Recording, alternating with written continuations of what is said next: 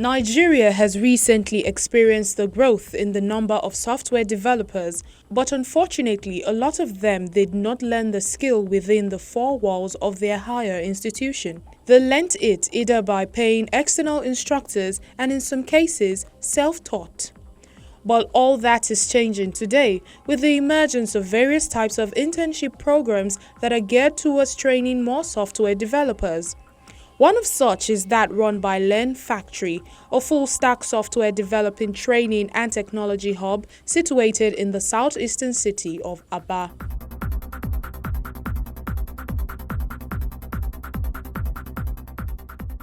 With a core focus on JavaScript and its burgeoning ecosystem, introduction to coding and software development for children and teenagers, they groom them for remote development.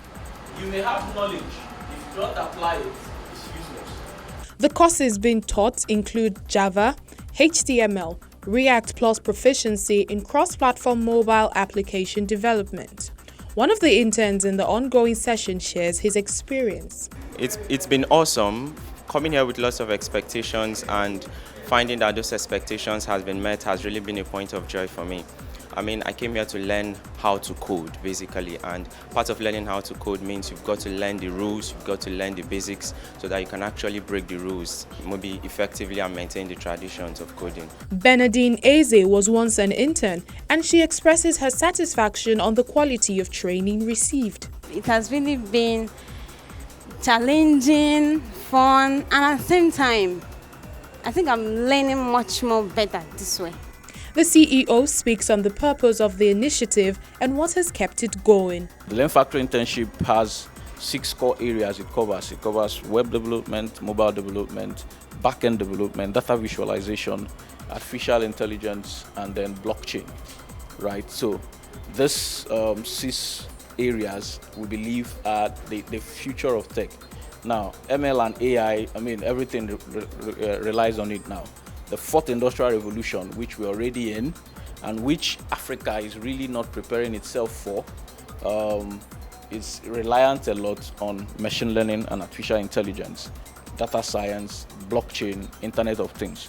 So we're incorporating this into our curriculum to ensure that by the time students have gone through this process, they can, be part of the global movement that are redefining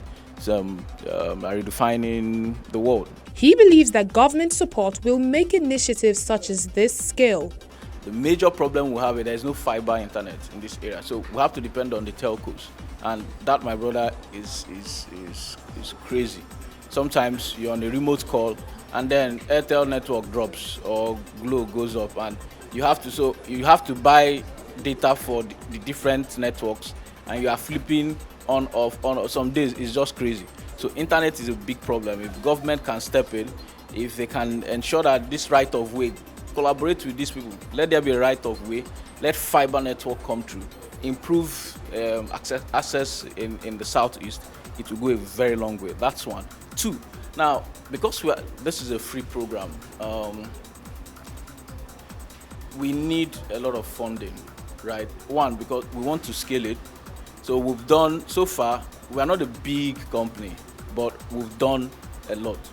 Now, if we get the funding we need from government, with government support, some of the bodies that provide funding, whether it's NCC or NDDC or PAINT or Ford Foundation, any of these bodies that provide the funding we need. Now, we have quite a lot of plans. We just acquired this 3-story space, and we are turning the whole of it into the hub, because our goal is that we want to be able to churn out between 500 to 700 developers every year. Now, for that to happen, we need a lot of manpower, and for the best developers to stay, they need to be paid. They need to be paid well, because they also have needs, and for us to pay them well, we need resources. So grants, funding from government, support, whatever that will help move that forward. Over the last 4 years, the center has engaged in teaching young children to code as a means of igniting their creativity and in turn enhancing their learning. There is no doubt that Nigeria has every opportunity to supply the world the tech talent that she needs, and that is why initiatives such as this ought to be supported.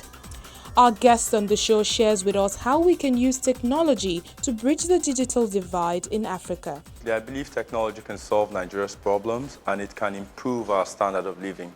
I was born in the year that the Cameroon mountain last shook, and people felt it as far as Calabar, as far as Uyo. But incidentally, in the city of Uyo, when I was born, I was 2 months early.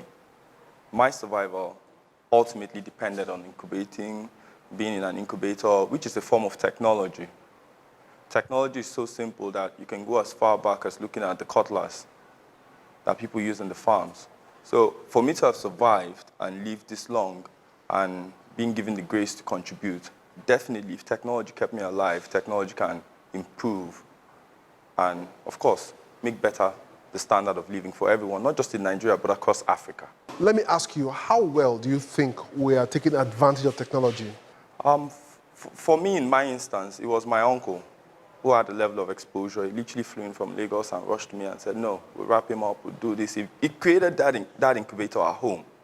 Our people are so learned. Go to the north, the east, the south, west, everywhere. And one of the things I always say is that it's not restricted to Lagos alone.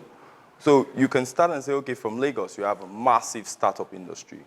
In Calabar, we springboarded, and we're still in that struggle. But ultimately, you'd see there's a shift. So we can't say we have the same volumes that Lagos has in its startup ecosystem. We can't say we have the same volume of products. But I can bet you by quality of products, we are at par. Maybe time will prove us right. But for Nigeria as a whole and technology usage, I would say we're still learning to actually understand what we should yearn for. Because it's not enough to have projects that are going to tell us, oh, Lagos to Calabar. We want a Lagos to Calabar speed rail. But we want a Lagos to Calabar speed rail that can, in the future, run speed trains that are built by Nigerians. Before we go into that, let's talk about the digital divide between the rural and the urban areas. How do we bridge that gap? We have a lot of rural initiative programs at government level, but at practice level, you can say there's little. Then, again, you don't have technical labs. You don't have technology programs. You don't have kids coding boot camps targeted at villages, because the notion is that, oh, they are village kids. But I'm a village child. I spent my 1, 2, 3, 4, 5 first 5 years of my life in a rural community.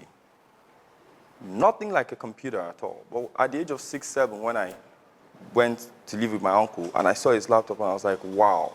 In those years, the computers of those years were just green and black screens. I fell in love with it. There was this racer game that you just see the race, the car would just be going in dots. I fell in love with it. But all I had was the rural child's mentality.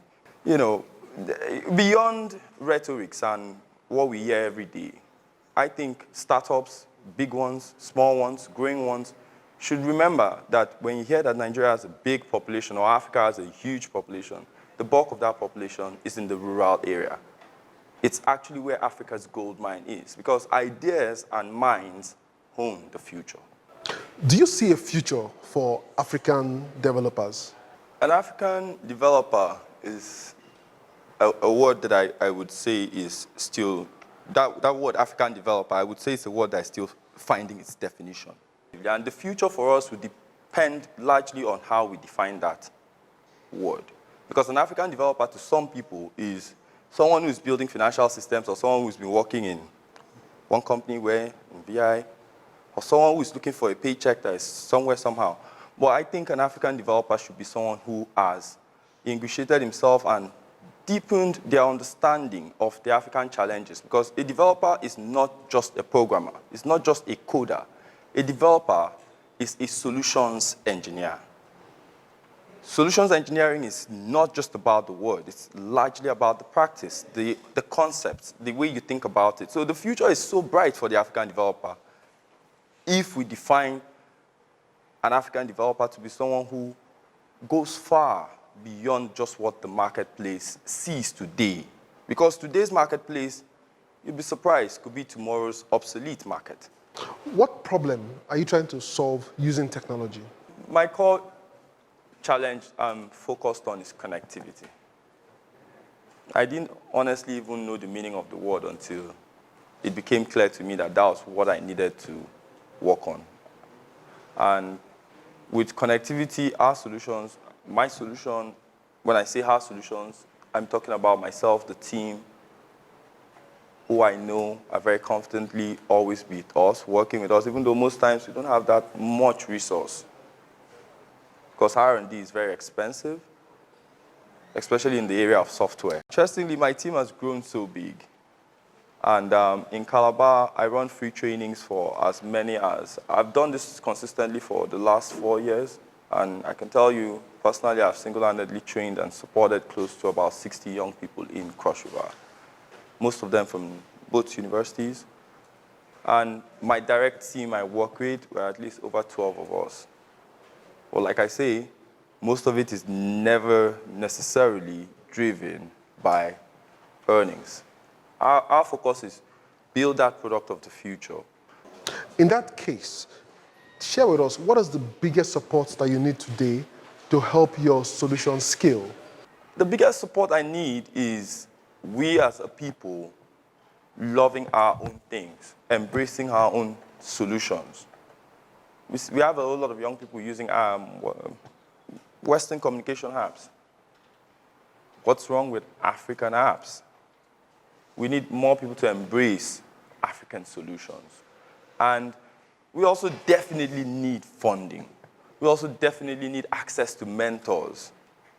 Where I come from and where I work from particularly, I'm not saying it's rosy, neither is it rosy, but particularly for us in the South as a whole, we need institutional support, government support. We need industry collaborations. The support list is endless because when we start to solve the problems are endless. Finally, just before I let you go, how has your interaction with the South-South Innovation Hub helped you scale your solution? For me, working with the South-South Innovation Hub after about 4 years of R&D helped us to understand that next level of not just researching, not just developing, but also prototyping.